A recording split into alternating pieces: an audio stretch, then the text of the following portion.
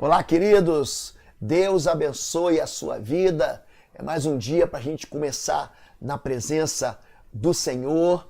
E hoje eu quero ensinar você a orar contra todo o espírito de falência, de miséria e trazendo a bênção financeira para a sua vida em nome de Jesus. Nós temos caminhado nessa jornada de fé. Nós já estamos entrando aqui no nosso 10º dia de oração. Nós, em princípio, íamos fazer 5 dias, mas Deus está movendo o coração da gente, nós estamos caminhando e hoje vamos orar a respeito de finanças, uma das áreas que mais afetam, que mais machucam, que mais fragilizam a vida de um ser humano. O espírito imundo, Satanás, ele quer ver o povo de Deus na miséria, na falência, uma vida muito ruim, uma desgraça, um sofrimento e sem esperança. Nós temos que aprender a orar a respeito disso. Então eu quero levar você a um lugar de oração hoje, na verdade, antes eu preciso, não posso deixar de me esquecer, de dizer que existe uma sabedoria, né, do Senhor a respeito do enriquecimento. A Bíblia diz, em 1 Samuel capítulo 2, verso 7, verso 8, que pobreza e riqueza vêm do Senhor. Então, a pobreza e a riqueza, eles são lados de uma mesma moeda.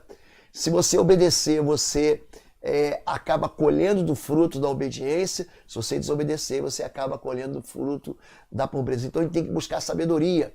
2 Crônicas, capítulo 1, a história, 2 Crônicas conta a história de Salomão, pelo menos aí do capítulo 1 até o capítulo 11. No capítulo 1, Deus aparece para Salomão numa noite e diz: peça-me o que você quiser. E ele pede o quê? Dá-me sabedoria e conhecimento. Deus, ele se surpreende e responde: porque você não me pediu riquezas, nem bens, nem honra, nem a morte dos seus inimigos, nem vida longa, mas sabedoria e conhecimento. Receberá o que pediu, mas também lhe darei riquezas, bens, honra, como nenhum rei antes de você teve e jamais terá. Então, eu vou começar falando sobre os maiores erros financeiros. Deus, interessante que em Mateus capítulo 6, verso 12, na oração do Pai Nosso, existe ali um pedaço da oração que fala: perdoa as nossas dívidas, assim como nós perdoamos os nossos devedores. Na verdade, o primeiro grande erro para pessoas que não prosperam financeiramente é não buscar a sabedoria da palavra de Deus ou acreditar que dinheiro não é importante. A Bíblia não diz isso. Muita gente confunde 1 Timóteo capítulo 6, verso 10, que diz que o amor ao dinheiro é a raiz de todos os males, e pega esse versículo e distorce ele. A Bíblia não diz que o dinheiro não é importante. Existe só nos primeiros 5 livros da Bíblia, Gênesis, Êxodo, Levítico, Números, Deuteronômio, mais de 100 leis sobre finanças e dinheiro. Jesus falou mais de 80 vezes sobre dinheiro. Existem 16 parábolas das 28 que falam sobre dinheiro.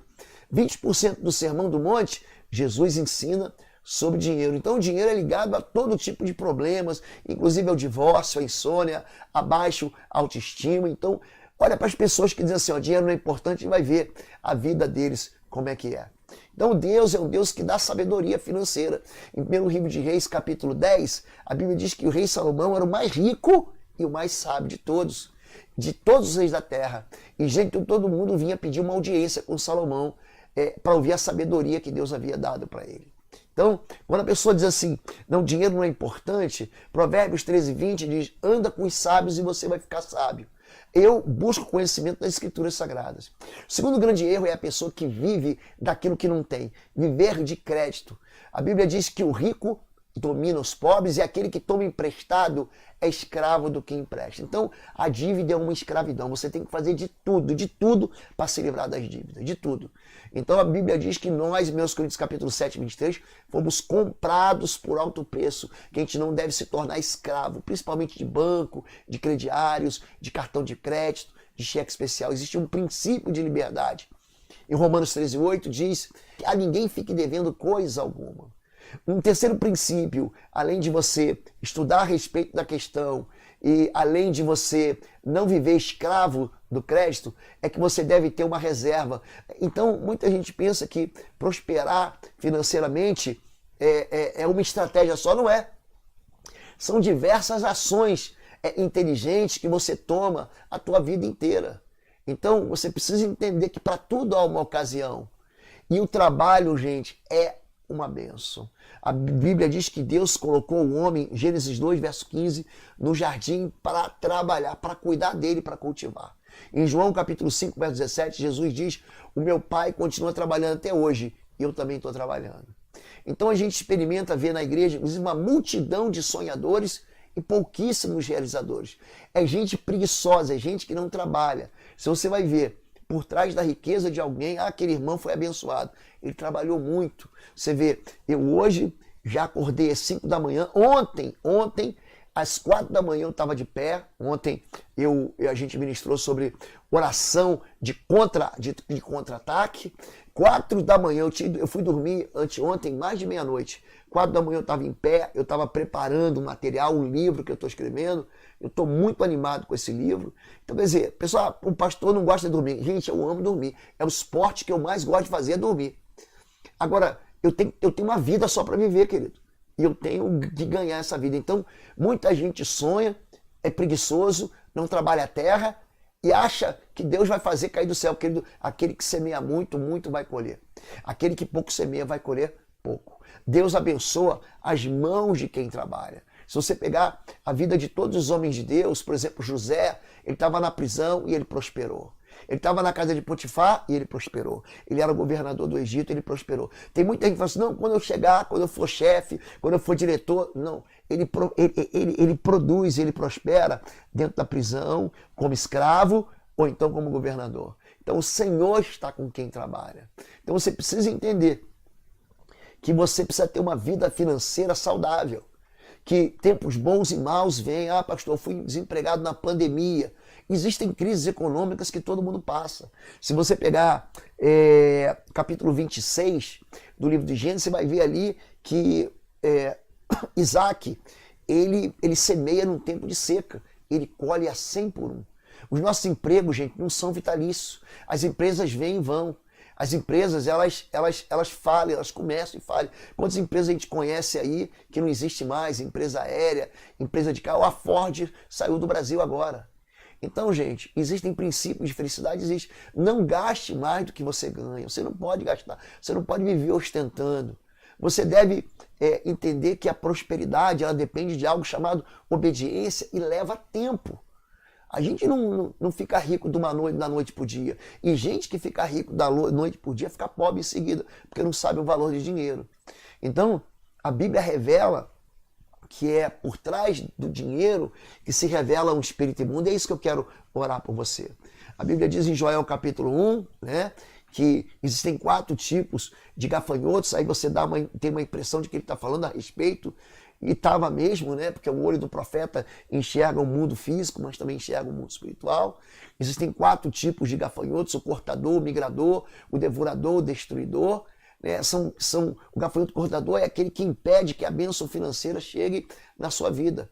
Ele fecha as portas da oportunidade, ele trava os negócios, ele mina a prosperidade, ele vai minar a prosperidade da pessoa. O migrador, como o próprio nome diz, ele leva para longe o que deveria ficar entre nós. Quer dizer, pastor, eu ganhei muito dinheiro, me roubaram. Eu ganhei muito dinheiro, fui assaltado. Eu tomei um golpe no mercado financeiro, na empresa. Existem aqueles, né, que a Bíblia chama de gafanhoto devorador. Esse é responsável pela esterilidade. O devorador, ele é responsável pela esterilidade financeira. Ele devora tudo, né? A Bíblia fala sobre ele, na verdade, em Malaquias capítulo 3 também. Malaquias capítulo 3, a partir do verso 9, verso 10, fala sobre ele. E o gafanhoto destruidor é aquele que arrasa completamente a vida da pessoa. Então, já que eu citei Malaquias capítulo 3, de 10 a 11, tem muito filho de Deus que está roubando o próprio pai. Pastor, como é que eu recebo a questão de... O dízimo é uma questão de fé, é uma questão de obediência. O dízimo não abençoa a igreja, abençoa você. E o teu dízimo você tem que levar para a tua igreja. Lá onde você é abençoado. Quem é o pastor que ora por você, que abençoa você, que te visita quando você está internado no hospital, que batiza você, que batiza a tua família, que ora por você. É ali que, gente, existe... Quando Deus fala sobre isso, ele fala, a nação toda está me roubando. Então, o dízimo, ele protege aquilo que a gente tem. Quando você entrega o dízimo, você está santificando o que está no teu bolso. Em Mateus capítulo 23, a Bíblia diz que aquele que leva para o altar a sua oferta, ele santifica a oferta. Então, o dinheiro ele é capaz de tornar uma proporção, ele quer ser amado como Deus. Mateus 6,24, Jesus diz, ninguém pode amar a dois senhores, ninguém pode servir a dois senhores, vai amar um e odiar o outro. Então o dinheiro quer ser tão amado, eu sei que você ama o Senhor, eu sei que você ama a Deus, mas o dinheiro quer que você ame mais o dinheiro do que a Deus, entendeu? O dinheiro, ele traz um amor cheio de sofrimento. Em 1 Timóteo capítulo 6, verso 9, a Bíblia diz, os que querem ficar ricos caem em tentação e armadilhas, e em muitos desejos descontrolados, nocivos que levam os homens a mergulharem na ruína e na destruição. Então, é um amor que fecha o reino dos céus. Jesus diz, é mais fácil um camelo passar no buraco de uma agulha do que o rico entrar no reino de Deus. Não é que o rico é aquele que coloca o seu coração no dinheiro, né? Você lembra de Judas?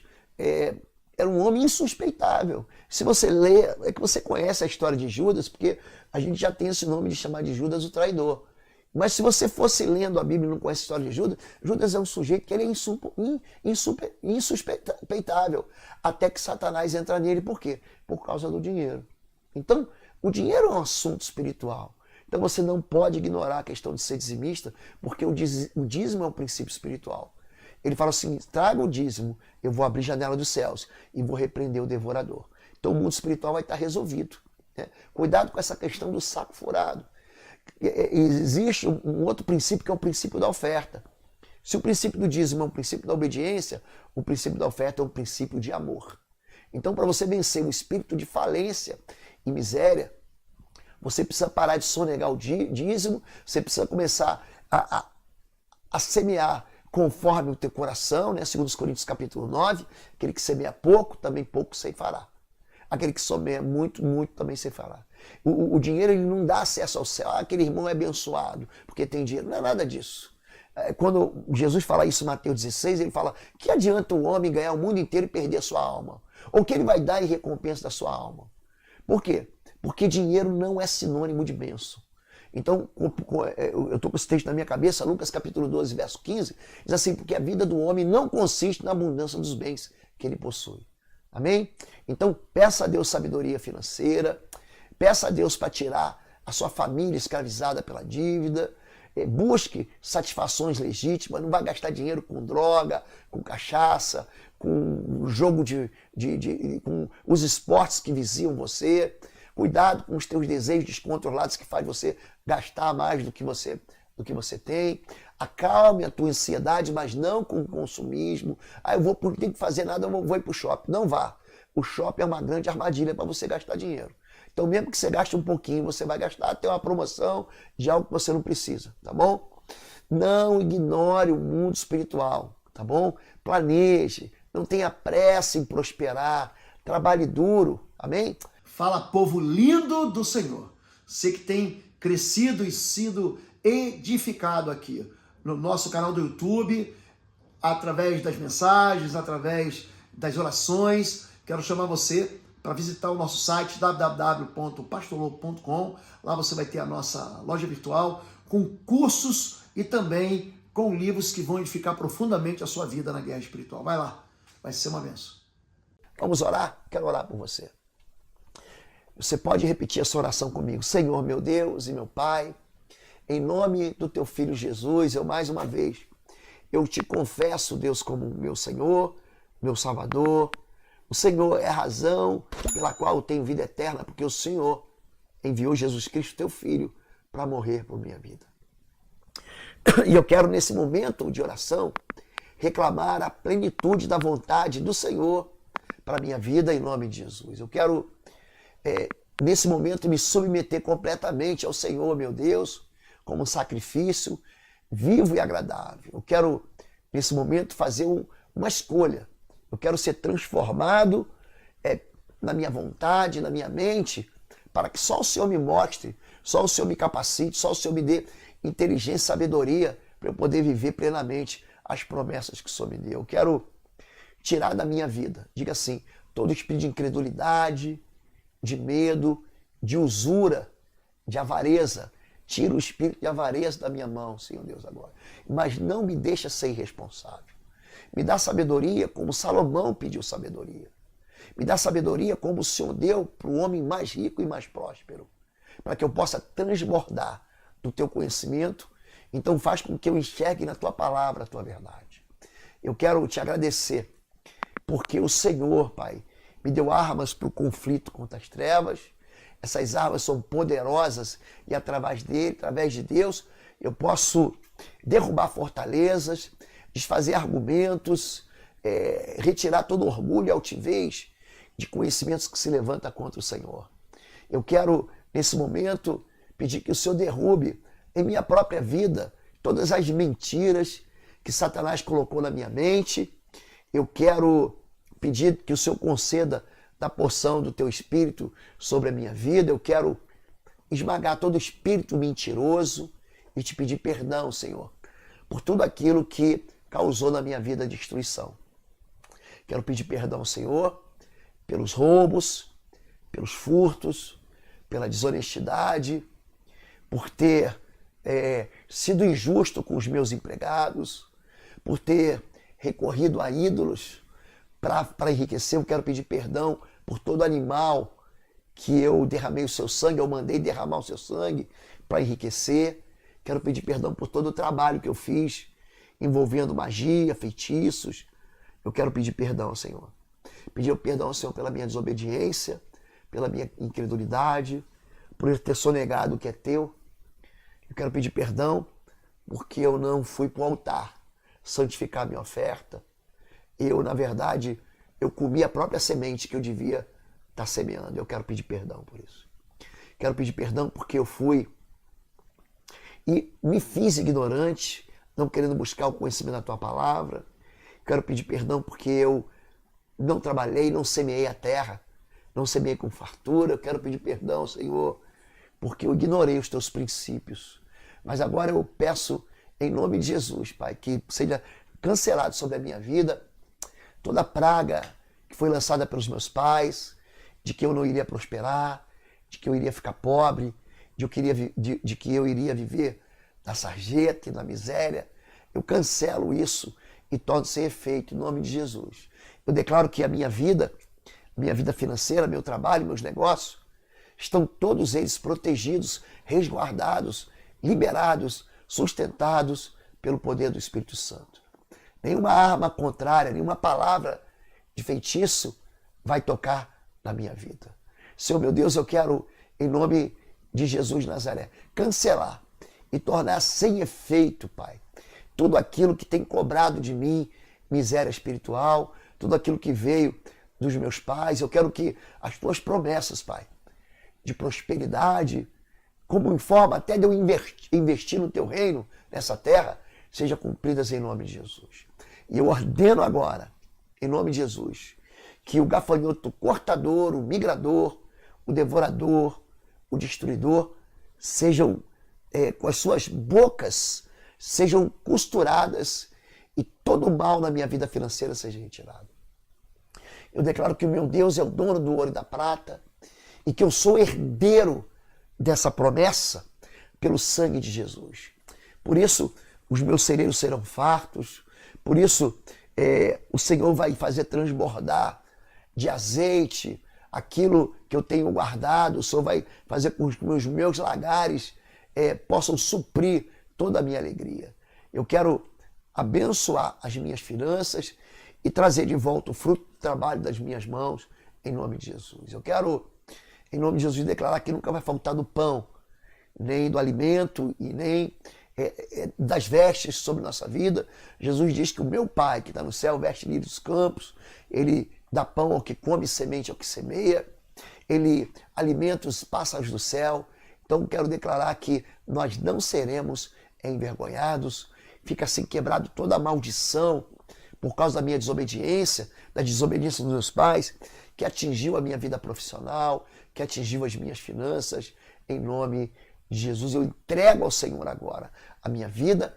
Eu cancelo, Pai, toda a ordem do inferno que veio trazer sobre a minha vida problemas econômicos. Eu quero declarar que tudo que está me impedindo, mentindo, me enganando, me iludindo, distorcendo a verdade, seja retirado. Que o Senhor me dê sabedoria para eu desbaratar as forças das trevas, me dê da unção e me capacite, Senhor Deus da glória, para eu exaltar o teu nome e glorificar em nome de Jesus, o nome do teu filho Jesus. Agora, Pai, abençoa a obra das minhas mãos, abençoa tudo que eu tenho e tira o meu nome dessas empresas de crédito, tira meu nome, Senhor Deus, do Serasa, do SPC, tira o meu nome desses quadros de devedores e faz com que eu seja honrado, em nome de Jesus, Deus. Que o Senhor, eu possa olhar para trás e declarar que o Senhor abençoa a minha vida. Eu oro assim, em nome de Jesus. Amém. Amém, queridos? Você pode incluir na sua oração qualquer outra administração, uma causa na justiça, uma herança que você deve receber e não recebe, um problema que ficou aí para trás, uma dívida, enfim. Mas não deixe de orar. Amém? Nós teremos do dia 13 a 16 de maio aqui em Curitiba, nós teremos o curso Discernimento Espiritual. Você vai aprender muitas razões pelas quais as pessoas ficam presas espiritualmente. Por que Satanás se aproveita da ignorância e da desobediência e como destronar e desentrincheirar Satanás para ter uma vida de prosperidade. Se você quiser fazer um curso com a gente, entra lá na nossa loja virtual www.institutoexo.com. Ali também você vai encontrar, além do curso de Discernimento Espiritual, você vai encontrar livros da nossa coleção e daquilo que a gente tem abençoado as pessoas. Se você quiser fazer os nossos cursos online, digita aí cursos.pastorlobo.com. Esse mês é um mês, inclusive, de desconto na plataforma. Você pode comprar os cursos, só os cursos, com 70% de desconto, amém? Fica com Deus, tenha um bom dia.